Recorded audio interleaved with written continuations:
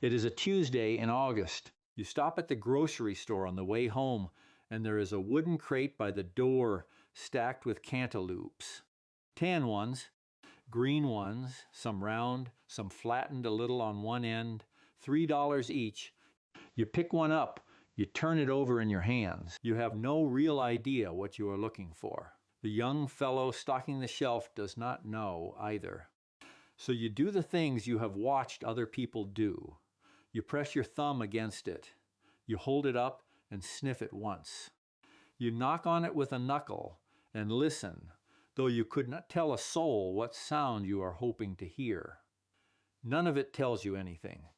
You pick the heaviest one, hope for the best, and carry it home. Thursday morning, you cut it open over the sink in front of your family. The flesh is pale, near orange, but not quite, the color of a squash that gave up early. The part close to the rind is hard and green. There is a smell, but it is faint and grassy, not sweet. The first bite is firm and watery and tastes like cold nothing at all. $3 on the counter. Half of it goes in the compost. The rest sits in the icebox until Sunday, when Esther finally carries it out to the chickens, and even the chickens are slow about it. Now I want you to sit with that for a moment. There is no luck in picking a cantaloupe. There never was. Every farmer's wife in this country once knew how to walk up to a wagon piled with melons at a roadside stand and choose the sweetest one in the lot every single time. They had a handful of small tests they ran before they ever paid a coin. Not one of those tests is hard. Not one of them costs a thing. Any person reading along can learn the whole set in the time it takes to drink a cup of coffee and never carry home a bad melon again. I am Amos Stoltzfus. I am Amish, and I farm in Lancaster County, Pennsylvania. My wife Esther grew up beside her mother at the produce stand, learning which melons to set out front and which to send home for the hogs. Her mother learned it from her mother before her. I'll walk you through the 7 tests they handed down to us: the slip, the ground color, the netting, the nose, the give, the weight, and the thump. The whole old checklist for finding a cantaloupe that is sweet clean through to the rind. Pick up any melon in any store. Run these 7 tests in a minute or two, and you will know before it ever touches your cart whether you are carrying home honey or carrying home regret. One thing before I start: the old methods I share on this channel run deeper than any single video can hold. Now let me show you how the old folks picked a cantaloupe. Test number 1, and this is the one that matters most, is the slip. Turn the melon over and find the stem end. That is, the dimpled end, the spot where the fruit was joined to the vine. A cantaloupe is not like most fruit on the shelf. When it is truly ripe, it lets go of the vine on its own. The growers have a name for this. They call it a full slip.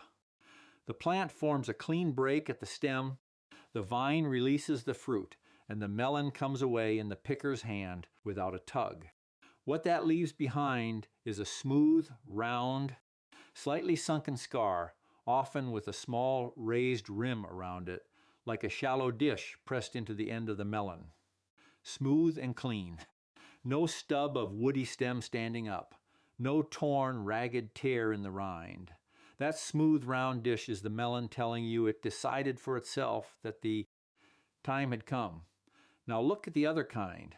If there is a piece of stem still stuck to the end, or a jagged torn place where a stem was cut or yanked away, that melon did not let go on its own. It was taken before it was ready. The man with the knife made the decision instead of the plant. Inside it will be pale and hard and short on sugar because it came off the vine before the vine had finished feeding it. This is the test the growers themselves lean on hardest. When Esther and I walk a friend's melon patch, the stem end is the first thing we look at. A clean slip scar, and the melon earns a second look.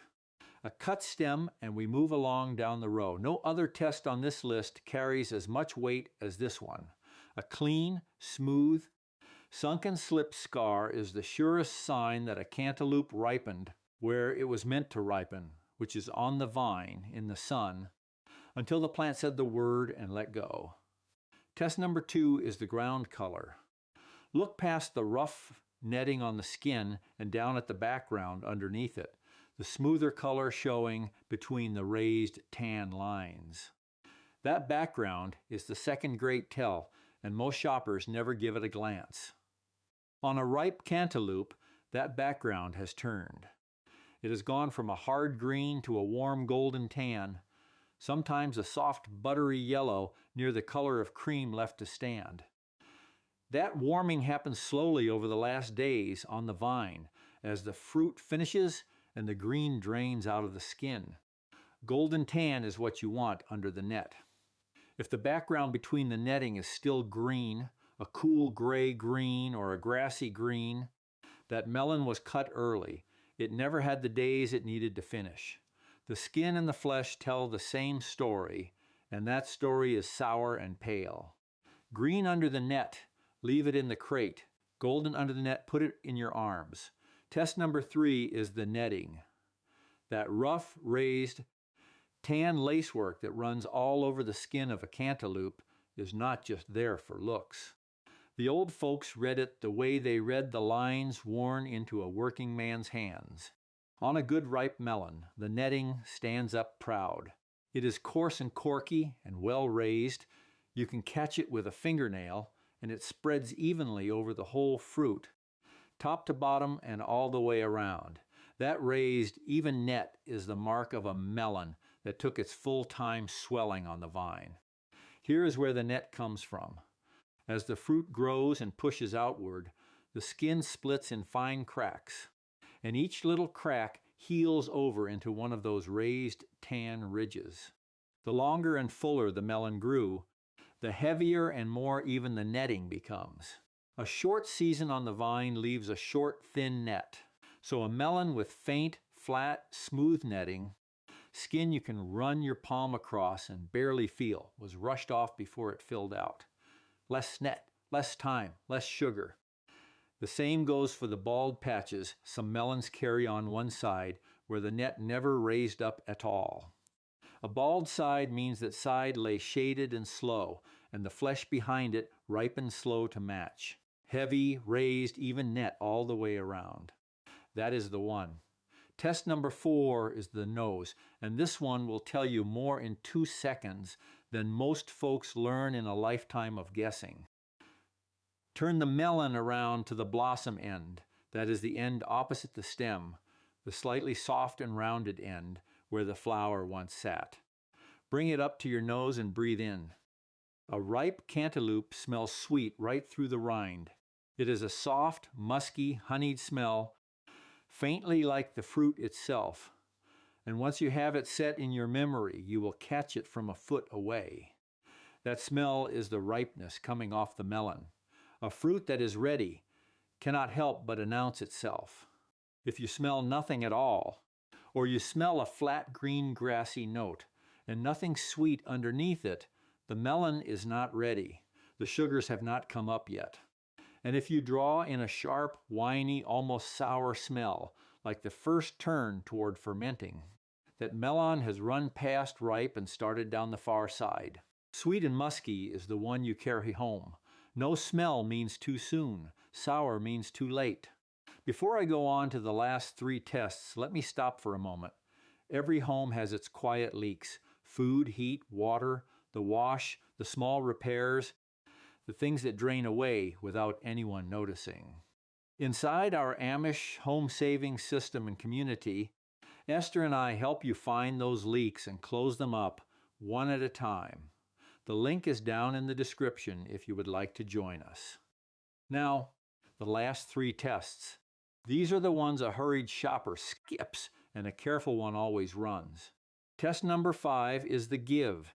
Take the melon back to that blossom end again, the soft rounded end opposite the stem, and press it gently with your thumb. Not hard, just a press. A ripe cantaloupe gives a little right there. You feel a small softness, a slight yield under the rind. the way the neck of a ripe pear yields when you press it between two fingers.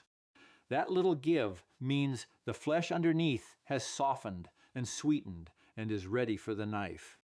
A melon that is hard as a board at the blossom end, no give to it at all, is not ripe yet. The flesh inside is still tight and green and unwilling. A melon that gives too much, that feels wet and soft and caves in under your thumb, has gone too far. The flesh has begun to slump toward mush. You want the small, firm, just barely give that sits between those two.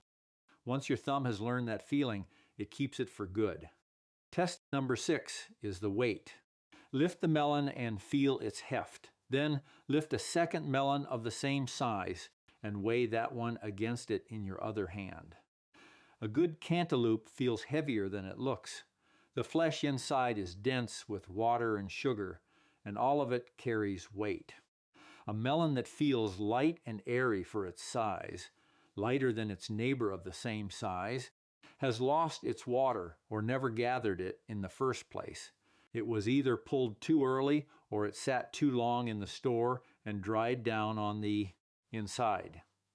Either way, the flesh will be thin and dull on the tongue. This is a hard test to run on its own, which is the whole reason you pick up two and weigh them one against the other.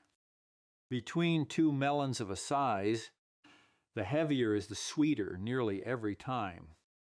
Esther taught me that 1 year back, standing in her mother's kitchen, and it has not steered me wrong since.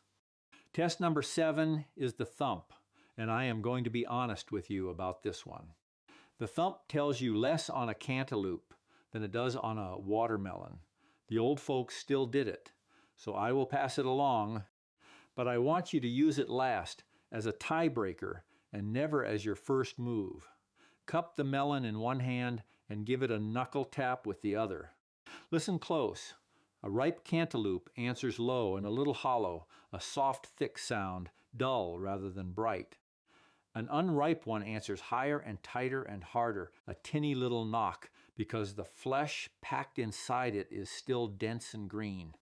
The low, dull answer is the one you are after, but only ever as the last word, after the slip and the smell and the rest have already had their say. Now I want to stop here, because this is where it all comes together. Look back over what we just walked through. 7 small tests, and here they stand in a row. The slip, a smooth, clean, sunken scar at the stem, not a cut and not a torn stub.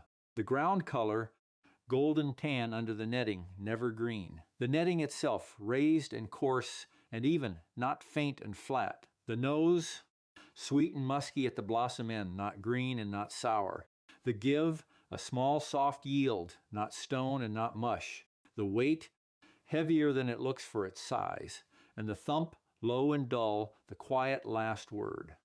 Walk up to a crate of cantaloupes at any farm stand or any grocery store in the country.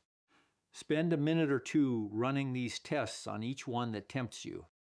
You will not carry home another bad melon as long as you live.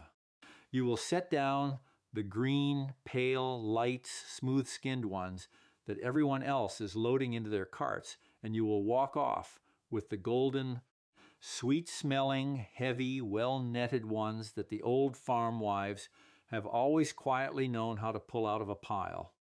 And here is the part worth understanding about how this knowing slipped away from us. There is no money in teaching folks how to pick a sweet cantaloupe. A store gains nothing from a careful shopper. It would far rather sell you the pale green one for the same $3 as the perfect one and have you walk out the door none the wiser. No grocery chain runs an advertisement telling you to check the slip scar and breathe in at the blossom end, because if it did, half the crate would sit there unsold by Saturday. So the knowing of it stopped passing down. From grandmother to mother, from mother to daughter, from the farmer to the person standing at his stand, the chain went quiet. And a whole country ended up in the produce aisle, pressing melons with a thumb and hoping. You do not have to hope.